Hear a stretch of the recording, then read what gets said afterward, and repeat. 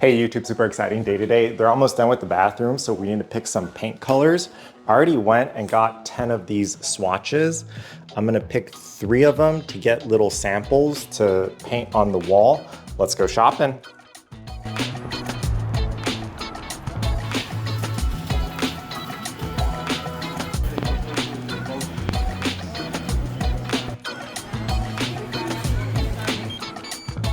We are back from shopping. I ended up cutting all the names off, mixing all 10 of them, and then picking again blind to make sure those are the 3 I like the most. Let's paint.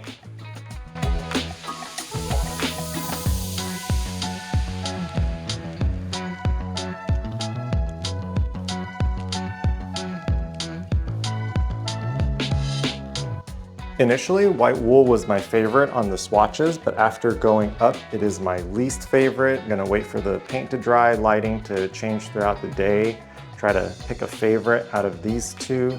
There's no right or wrong answer. All of this is personal preference. This is how I pick paint color.